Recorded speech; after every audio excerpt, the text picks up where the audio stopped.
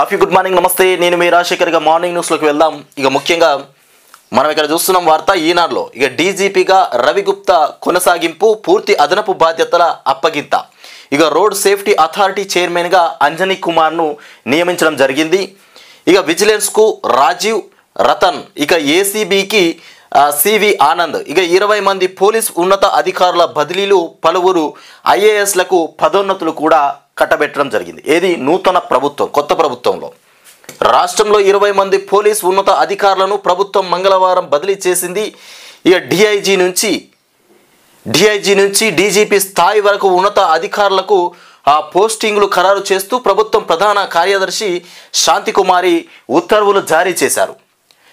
ఇక శాసనసభ ఎన్నికల సమయంలో ఈసీ ఆదేశాలతో DGP head of the police force HOPFగా అంటూ మనం ఇక్కడ వార్త అయితే చూస్తున్నాం. మొత్తానికి డీజీపీగా రవి గుప్తాను కొనసాగింపు చేస్తూ ప్రభుత్వం శాంతికుమారి ఉత్తర్వులు జారీ చేసింది. ఇక్కడ మనం చూస్తున్నాం డీజీపీ రవి గుప్తా. ఇక నెక్స్ట్ వచ్చేసి ఇక ఢిల్లీలో జరిగినటువంటి ఇండియా కూటమి సమావేశం నిర్వహించడం జరిగింది. కాంగ్రెస్ పార్టీ అభ్యర్థులు అధ్యక్షతన ఇక సమావేశంలో తమిళనాడు సీఎం ఎంకే స్టాలిన్, ఇక కాంగ్రెస్ అగ్రనాయకులు సోనియా గాంధీ, ఎన్సీపీ అధినేత శరద్ పవార్, ఇక ఏఐసిసి అధ్యక్షుడు మల్లికార్జున ఖర్గే కూడా ఉన్నారు. ఇక ఆర్జేడీ అధ్యక్షుడు లాలూ ప్రసాద్ యాదవ్, ఇక బీహార్ సీఎం నితీష్ కుమార్ కూడా ఇందులో ఉన్నారు. మొత్తానికి ఇక్కడ ఢిల్లీలో జరిగినటువంటి ఇండియా కూటమి సమావేశంలో కూర్చున్నటువంటి సభ్యులు వీళ్ళు. ఇక ఖర్గేజీ మీరే ప్రధాని అభ్యర్థి అంటూ ఇక ఇప్పుడే అనుకోవడం జరుగుతుంది. ఇక ప్రధాని అభ్యర్థిని ఖర్గేనే చేద్దామని మాట్లాడుతున్నటువంటి వైనమైతే చూస్తున్నాం మనము. ఇక మమతా, కేజ్రీవాల్, ఇతర నేతల ప్రతిపాదన ఖర్గేజీ మీరే ప్రధాని అని వాళ్ళు మాటలు కూడా చెప్పుకున్నారు ఆల్రెడీ. ఇక ప్రధాని ఖర్గేకే ఇచ్చేద్దామని అనుకుంటున్నారు. ఇక ముందు విజయంపై దృష్టి సారిద్దామన్న కాంగ్రెస్ అధ్యక్షుడు, ముందుగా మనము కాంగ్రెస్ వాళ్ళము విజయం మీద దృష్టి సారిద్దాం, ఆ తర్వాత ప్రధాని ఎవరు అనేది చర్చించుకుందాం లేండి అని అయితే ఇక ఒక కొలిక్కొచ్చిండ్రు మొత్తం మీద. ముందే ఇప్పుడు మనం ప్రధాని నువ్వు నేను ఇవన్నీ తర్వాత విషయం, ఫస్ట్ అయితే మనం గెలిచిన తర్వాత చూద్దాం. ఇక ఢిల్లీలో ఇండియా కూటమి భేటీ, ఉమ్మడి ర్యాలీల నిర్వహణకు తీర్మానం. ఇక ఎంపీల సస్పెన్షన్లకు నిరసనగా 22న ఆందోళనలు. ఏది ఎంపీల సస్పెన్షన్లో ఏది గ్యాస్ సంబంధించి పార్లమెంట్లో ఈ గ్యాస్ ఏదైతే విడుదల చేశారు కదా మొన్న దుండగులు. ఇండియా కూటమి ప్రధాని అభ్యర్థిగా మల్లికార్జున ఖర్గే ఉండాలంటూ మమతా బెనర్జీ, కేజ్రీవాల్తో పాటు మరికొందరు నేతలు చేసినటువంటి ప్రతిపాదనను కాంగ్రెస్ అధ్యక్షుడు సున్నితంగా తిరస్కరించారు. ఓకే, ముందు ఎన్నికల్లో విజయంపై దృష్టి సారిద్దామని, ఆ తర్వాతే అభ్యర్థిని నిర్ణయిద్దామని ఒక మాటకైతే వచ్చిండ్రు. ఇక వీళ్ళు గెలుపు తర్వాత విషయం కానీ మొత్తానికి మనం ఇప్పుడే ప్రధాని నువ్వు నేను ఈ మాటలు అయితే ఇప్పుడే చర్చించుకుంటుండ్రు. ఇక ఏడాదిన్నర కిందటే ముప్పు గుర్తింపు, ఏది మేడిగడ్డకు సంబంధించి ఏడాదిన్నర కిందనే ఆ ముప్పుకు సంబంధించి గుర్తించినరట. కానీ అప్పుడు ఎందుకు చేయలేదు మరి దాన్ని రిపేరు? ఇక దెబ్బతిన్న పియర్స్ వద్ద 22లోనే బుడగలు వచ్చినాయి. ఇక మేడిగడ్డలో సమస్యలను అప్పట్లోనే గమనించిన ఇంజనీర్లు, ఆ మేడిగడ్డలో ఉన్న సమస్యలను ఆ ఇంజనీర్లు 2022లోనే గమనించిండ్రు. ఇక గుత్తేదారు సంస్థకు లేఖలు రాసి చేతులు దులుపుకున్న వైనం, ఆనాడే చర్యలు తీసుకుంటే నష్టం తగ్గేదంటున్న నిపుణులు. ఇక డిఎల్పిపై నీటిపారుదల శాఖలో స్పష్టత కరువైపోయింది. ఈ విధంగా జరిగింది అప్పుడు. ఇక బ్లాకుల్లో 17, 18, 19, 20 తూముల వెంట్స్కు దిగువన బాయిలింగ్ ఆఫ్ వాటర్, నీటి బుడగల ఏర్పడి ఇసుక తన స్వభావాన్ని కోల్పోవడం జరిగింది ఈ బ్లాకులల్లో. ఏది 17, 18, 19. ఇక రేషన్ కార్డుల ధరణి సమస్యలకు మీరున్న చోటే పరిష్కారం జరగనుంది. రేషన్ కార్డుల సమస్యలు కావచ్చు, ధరణి సమస్యలు కావచ్చు, ఇవన్నీ ప్రజలు ఎక్కడ ఉన్నారో అక్కడనే సమస్యలు క్లియర్ చేస్తామంటూ త్వరలో విధానాల రూపకల్పన. ప్రజావాణి అర్జీదారులతో పొన్నం భేటీ అయ్యారు. ఇక మళ్ళీ మాటల యుద్ధం. నేటి నుంచి శాసనసభ సమావేశాలు. ఇక ఇవాళ నుండి శాసనసభ సమావేశాలు మళ్ళీ మొదలు కాబోతున్నాయి. ఇక పవర్ పాయింట్ ప్రజెంటేషన్ సిద్ధమవుతున్న ప్రభుత్వం తమ పీపీటీకి అనుమతి ఇవ్వాలని కోరినటువంటి బారాస. ఇవాళ నుండి శాసనసభ సమావేశాలు మళ్ళీ ప్రారంభం. ఇక వేలంలో కంగారులు అంటూ మనం కోట్లు కొల్లగొట్టినటువంటి ఆస్ట్రేలియా ఆటగాళ్ళు. ఏపీలో దారి తప్పిన పాలనను గాడిలో పెడతాం. నారా లోకేష్ చెప్తుండు, ఏపీలో దారి తప్పినటువంటి పరిపాలనను గాడిలో పెడతాం, పాలనను గాడిలో అంటే ఒక దారిలో పెడతామని చెప్తున్నటువంటి లోకేష్. ఇక అభివృద్ధి బాట పటిస్తాం, ఉద్యోగాలు ఇస్తాం, పన్నులు తగ్గిస్తాం. మొత్తానికి అభివృద్ధి బాటలో నడిపిస్తాం, పన్నులు తగ్గిస్తాం, ఉద్యోగాలను కల్పిస్తామని చెప్తున్నటువంటి లోకేష్. ఇది ఏపీ వార్త. ఇక విశాఖను ఆర్థిక రాజధానిగా తీర్చిదిద్దుతాం, వేధించం, ఇక నేరస్తుల్ని వదలం, డబ్బుతోనే గెలవడం సాధ్యం కాదు. ఇందుకు తెలంగాణ ఎన్నికలే ఉదాహరణ. నెల రోజుల్లో సీట్ల పంపకం ఇక కొలిక్కి, నెల రోజులలో సీట్ల పంపకం అయితే కొలిక్కి రానుందని చెప్తున్నటువంటి నారా లోకేష్. ఇది ఇక ఈనాడులో వచ్చినటువంటి వార్త. ఇక సాక్షిలో చూస్తే ఇక్కడ మనం పైన చూస్తాం. ఇక చైనాలో భూకంపం ఏర్పడింది. ఎక్కడ? చైనాలోని గన్సు రాష్ట్రంలో భూకంపం దాటికి చాలా ఇల్లు నేలమట్టమై 127 మందికి పైగా ప్రజలు మృతి చెందారు భూకంపానికి. ఇక ఇండియా కూటమిలో కలకలలు. ఇక విపక్షాల తరపున తెరపైకి వచ్చినటువంటి దళిత ప్రధాని కార్డు ఇండియా కూటమిలో ఇక లుకలుకలను మళ్ళీ తెరపైకి తెచ్చింది. ప్రధాని దళిత ప్రధాని కార్డు ఇండియా కూటమిలోకి మళ్ళీ ముందుకొచ్చినటువంటి పరిస్థితి బీజేపీలో. ఇక ఇండియా కూటమిలో లుకలుకలు అంటూ మనం ఇక్కడ చూస్తున్నాము. దళిత ప్రధాని. ఇక విపక్షాలు మళ్ళీ అక్కడే. వచ్చే ఎన్నికల్లో విపక్షాలు గతం కంటే ఎక్కువ సీట్లకు పరిమితం అవుతాయని ప్రధాని మోదీ జోస్యం చెప్పారు. ఇక ఐరన్ డోమ్పై హెజ్బొల్లా దాడి. ఇక శత్రు దేశాల క్షిపణులను కూల్చేసి ఇజ్రాయిల్ ఐరన్ డోమ్ రక్షణ వ్యవస్థను ధ్వంసం చేశామని హెజ్బొల్లా సంస్థ ప్రకటించింది. మొత్తానికి ఇక్కడ చూస్తున్నాం కదా. మళ్ళీ ఇంకొకటి ఏంటంటే పార్లమెంటు వెలుపల నిరసనలో భాగంగా పార్లమెంటు వెలుపల నిరసనలో భాగంగా ఇక జగదీప్ ధన్ఖడ్ను తృణమూల్ ఎంపీ కళ్యాణ్ ఇక బెనర్జీ అనుసరిస్తుండగా వీడియో తీస్తున్నటువంటి రాహుల్ గాంధీ ఇక నవ్వుతున్న సస్పెన్షన్కు గురైనటువంటి ఎంపీలు. ఇక మంటలు రేపినటువంటి మాక్ పార్లమెంటు ఇక సస్పెన్షన్లపై పార్లమెంటు ఆవరణలో విపక్షాల నిరసన. ఇక రాజ్యసభ చైర్మన్ను వ్యంగ్యంగా అనుసరించినటువంటి ఎంపీ కళ్యాణ్ బెనర్జీ ఇక ఈ వీడియో చూస్తాం కదా.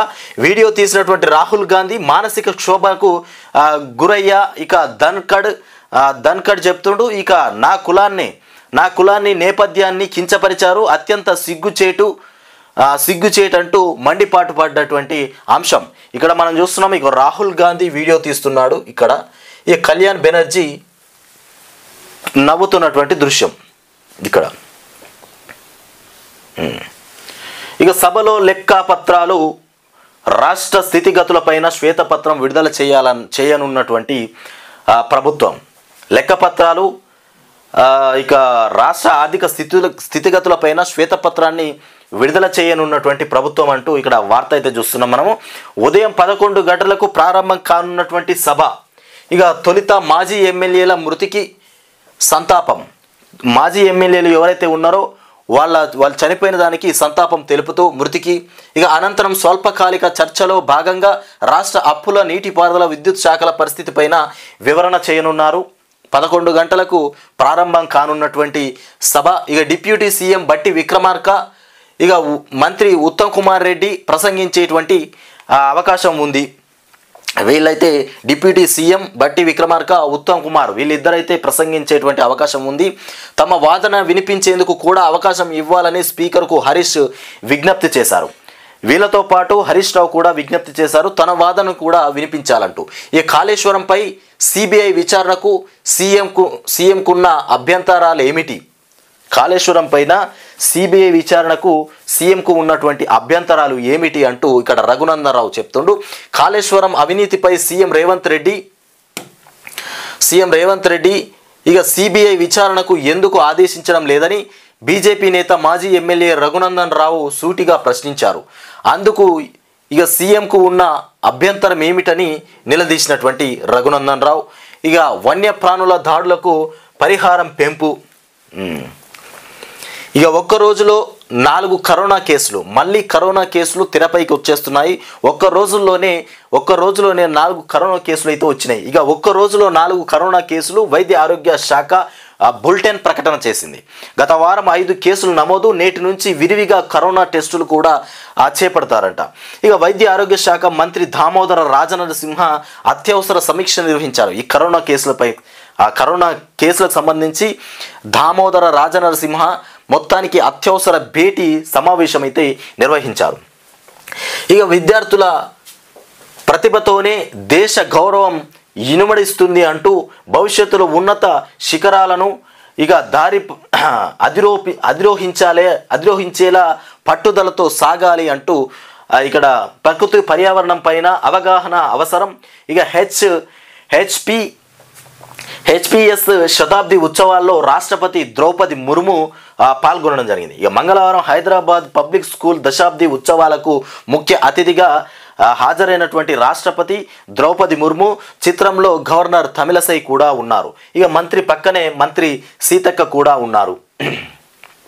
ఇక 97 డిపోలకు గాను 96 లాభాల్లో 97 డిపోలకు గాను 96 లాభాల్లో అంటూ ఇక్కడ గత సోమవారం నాటి ఆదాయంపై లెక్కలేసినటువంటి ఆర్టీసీ ఇక సీఎం రేవంత్ సొంత నియోజకవర్గంలోని కొస్గి డిపో ఒక్కటే నష్టాల్లో ఉంది. సీఎం రేవంత్ రెడ్డి సొంత నియోజకవర్గంలోనే ఆదాయము డల్గా ఉందట.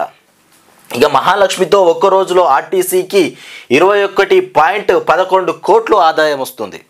ఒక్క రోజుల మహాలక్ష్మితో ఒక్క రోజులో ఆర్టీసీకి 11.11 కోట్ల ఆదాయం.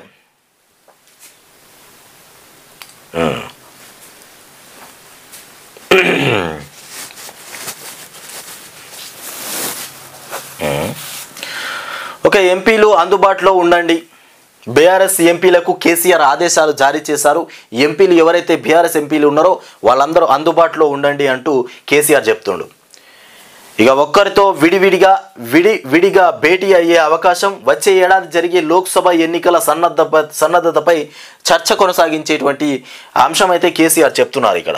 ఇక లోక్సభ ఎన్నికల సన్నద్ధతను వేగవంతం చేయాలని భావిస్తున్నటువంటి భారత రాష్ట్ర సమితి బీఆర్ఎస్ అధినేత కె చంద్రశేఖరరావు పార్టీ ఎంపీలను అందుబాటులో ఉంచాల్సిందిగా ఆదేశించారు. దీంతో ప్రస్తుతం పార్లమెంటు సమావేశాలకు హాజరయ్యేందుకు దేశ రాజధాని ఢిల్లీలో ఉన్నటువంటి పలువురు బీఆర్ఎస్ ఎంపీలు ఒక్కొక్కరుగా హైదరాబాద్కు తిరుగుముఖం పడుతున్నారు. ఇక తుంటి ఎముక శస్త్రచికిత్స అనంతరం హైదరాబాద్ నందీనగర్ నివాసంలో కోలుకుంటున్నటువంటి కేసీఆర్ పార్టీ ఎంపీలతో మూకుమ్మడిగా కాకుండా ఒక్కొక్కరితో విడివిడిగా భేటీ కావాలని నిర్ణయించినట్టుగా మనం ఇక్కడ చూస్తున్నాం. ఇది కేసీఆర్ చేస్తున్నటువంటి అంశం. మొత్తానికి ఎంపీలను ఒక్కొక్కరిగా ఢిల్లీ నుండి రమ్మని ఎంపీలతోని చర్చలు అయితే కొనసాగించబోతున్నారు. లోక్సభ ఎన్నికలకు సంబంధించి చర్చలు కొనసాగించి అది అందరితో కాకుండా ఒక్కొక్కరితో విడివిడిగా చర్చలు అయితే కొనసాగిస్తామని చెప్తున్నటువంటి కేసీఆర్. ఇక వెలుగు దినపత్రికలో చూద్దాం మనము. వెలుగులో ఏమొచ్చిందంటే ఓకే, మరో 49 మంది ఎంపీల పైన వేటు. ఇది 3 రోజుల్లో 141 మంది సస్పెన్షన్, 141 మంది సస్పెన్షన్. ఇక దేశ చరిత్రలో ఇంతమంది ఎంపీల సస్పెన్షన్ ఇదే తొలిసారి కావడం అద్భుతం, ఒక గమనార్హం. ఇక పార్లమెంట్లో 2/3 వంతు తగ్గిపోయినటువంటి అపోజిషన్ స్ట్రెంత్. ఇక బిల్లుల ఆమోదంలో బీజేపీకి నో ఛాలెంజ్. మరో 2 రోజుల్లో ముగియనున్నటువంటి వింటర్ సెషన్ అంటూ మనం ఇక్కడ చూస్తున్నాం వార్త. ఇక మంగళవారం బేగంపేటలోని హైదరాబాద్ పబ్లిక్ స్కూల్లో పాల్గొన్నటువంటి ద్రౌపది ముర్ము. ఇక ఢిల్లీలో కొత్తగా తెలంగాణ భవన్ ఇక రాష్ట్ర సంస్కృతి ప్రతిబింబించేలా నిర్మిస్తామంటూ సీఎం రేవంత్ రెడ్డి చెప్తుండు. ఇక ఉమ్మడి భవన్లోని ఆస్తుల విభజనపై అధికారులతో సమీక్ష. తెలంగాణకు 8.245 ఎకరాల భూమి వస్తుందన్నటువంటి ఆఫీసర్లు ఈ కేబినెట్ విస్తరణ నామినేటెడ్ పదవుల భర్తీపై కాంగ్రెస్ పెద్దలతో సీఎం చర్చలు. ఇక కేసీ వేణుగోపాల్తో 15 నిమిషాల పాటు సమాలోచనలు జరుపుతున్నారు. ఇక ఢిల్లీలో అధికారులతో సమీక్షిస్తున్నటువంటి రేవంత్ రెడ్డి. ఇక జంక్షన్లు జామ్, హైదరాబాద్లో గాడి తప్పినటువంటి ట్రాఫిక్ 10 రోజులుగా ఆగమాగం, ఫిక్ అవర్స్లో కంట్రోల్ ఉంటలే. మొత్తానికి జంక్షన్ మొత్తం జామ్ అయిపోయినాయి. హైదరాబాద్లో గాడి తప్పినటువంటి ట్రాఫిక్ అంటూ మనం ఇక్కడ చూస్తున్నాం. హైదరాబాద్లో మొత్తం గందరగోళం ఏర్పడింది ట్రాఫిక్లో. ఇక పాయింట్ డ్యూటీలో కనిపించని పోలీసులు, నియంత్రణ మొత్తం ఇక సిగ్నల్లకే వదిలేసిండ్రు, పట్టించుకొని పెద్ద ఆఫీసర్లు. ఇక హైదరాబాద్లో మొత్తానికి సిగ్నల్ మీదనే వదిలేసిండ్రు ట్రాఫిక్ సంబంధించి, పట్టించుకున్నటువంటి పెద్ద అధికారులు ఆఫీసర్లు. ఉదయం సాయంత్రం జనాలకు ట్రాఫిక్ ఇక్కట్లు. ఇక రాత్రి 8 గంటలు దాటితే నడి రోడ్డుపై నరకమే ఏర్పడుతుంది.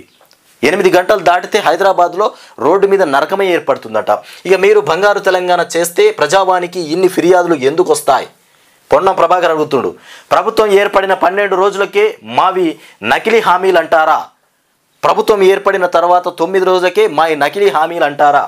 ఇక విత్తనం వేసి మొలకెత్తాక కదా నకిలీదో అసలుదో తెలిసేది. రాష్ట్ర ఆర్థిక పరిస్థితి ప్రజలకు చెప్పేందుకే శ్వేతపత్రం ఇస్తున్నాం. నిజాలు బయట పెడుతుంటే మీరు భుజాలు తడుముకోవడమే ఎందుకు? ఇక అధికారంలో ఉన్నట్లుగా బీఆర్ఎస్ లీడర్లు ఇంకా భ్రమపడుతున్నారని ఫైర్ అయినటువంటి పొన్నం ప్రభాకర్. అధికారంలో ఉన్నట్లుగా బీఆర్ఎస్ లీడర్లు ఫైర్ అవుతున్నట్టు. ఇక ప్రజావానికి 5,000 అప్లికేషన్లు వచ్చినాయి. జిల్లాల నుంచి వేలాదిగా తరలి వచ్చినటువంటి జనం అర్జీలు స్వీకరించినటువంటి మంత్రి పొన్నం. ఇది తెలంగాణలో ఉన్నటువంటి పరిస్థితి. ఇక ఈ నెల ఇక్కడ మనం చూస్తున్నాం కదా, 500కు గ్యాస్ సిలిండర్ ఈ నెల 28 నుంచే అమలు చేసేందుకు రాష్ట్ర సర్కారు ఏర్పాట్లు చేస్తుంది. ఈ గైడ్ లైన్స్ రూపకల్పనలో సివిల్ సప్లై ఆఫీసర్లు బిజీగా ఉన్నారు. రాష్ట్రంలో 1.20 కోట్ల గ్యాస్ కనెక్షన్లు మహిళల పేరుతో 70 లక్షలు. ఇక మహాలక్ష్మి పథకం కింద గ్యాస్ సిలిండర్ను 500కు అందించేందుకు రాష్ట్ర ప్రభుత్వం మొత్తానికి ఏర్పాట్లయితే చేపడుతుంది. ఇక కాంగ్రెస్ పార్టీ ఆవిర్భావ దినోత్సవం అయినటువంటి ఈ నెల 28 నుంచి దీన్ని అమలు చేయాలని భావిస్తున్నది. ఇక ఇందులో భాగంగా సివిల్ సప్లై డిపార్ట్మెంట్ల అధికారులు ఇక గైడ్లైన్స్ను వేగంగా ప్రిపేర్ చేస్తున్నారు. ఇక కస్టమర్లు ఎంతమంది ఉన్నారు, ఎవరికి గుర్తింపు వర్తింప చేయాలి, ప్రభుత్వంపై పడే భారం ఎంత అనే లెక్కలు తీస్తున్నారు. రాష్ట్రంలో 1,20,00,000 గ్యాస్ కనెక్షన్లు ఉన్నాయి. నెలకు 60 లక్షల సిలిండర్లు సరఫరా అవుతున్నాయి. ఒక నెలకు 60 లక్షల గ్యాస్ సిలిండర్లు సరఫరా అవుతున్నాయి. ఇక మహాలక్ష్మి పథకం అమలుకు ఎంత లేదన్నా ఏడాదికి దాదాపు 3,000 కోట్లకు పైగా ప్రభుత్వంపై భారం పడే అవకాశం ఉన్నట్లు తెలుస్తుంది. ఇవి మనం తెలంగాణకు సంబంధించి తెలంగాణలో ఉన్నటువంటి మార్నింగ్ న్యూస్ చూసుకున్నాము. ఇంకొకటి ఇక్కడ ఫేక్ ఒరిజినల్ వీడియోకి తేడా తెలవదా, ఫేక్ వీడియోకి ఒరిజినల్ వీడియోకి తేడా తెలవదా అంటూ, అందుకే మీరు ఓడిపోయి ఫామ్ హౌస్లో కూర్చున్నారు. ఇక బీజేపీ వీడియో క్రియేట్ చేస్తే బీఆర్ఎస్ సర్క్యులేట్ చేస్తుంది. బీజేపీ వీడియో క్రియేట్ చేస్తే బీఆర్ఎస్ దాన్ని సర్క్యులేట్ చేస్తుంది అంటూ కేటీఆర్పై కర్ణాటక సీఎం సిద్దిరామయ్య ఫైర్ అయ్యారు. ఇక సిద్దిరామయ్య ఫేక్ వీడియోను రిట్వీట్ చేసినటువంటి కేటీఆర్ కర్ణాటకలో హామీల అమలుకు డబ్బులు లేవంటున్నారు. ఇక తెలంగాణలో ఇదే జరుగుతున్నదా అని కామెంట్. ఇక కేటీఆర్ ట్వీట్కు కౌంటర్ ఇచ్చినటువంటి తెలంగాణ కాంగ్రెస్ డీకే ఫేక్ లెటర్ను కూడా ఇట్లనే సర్క్యులేట్ చేశారని ఆగ్రహం. మొత్తానికి మనం ఇక్కడ చూసుకున్నాం. ఈ కాళేశ్వరంపై హైకోర్టులో విచారణ వాయిదా. ఈ పిల్పై ప్రభుత్వ వైఖరి ఏంటో చెప్పాలని కోర్టు ఆదేశం. ఇవి మనం తెలంగాణకు సంబంధించి తెలంగాణ మార్నింగ్ న్యూస్ చూసుకోవడం జరిగింది.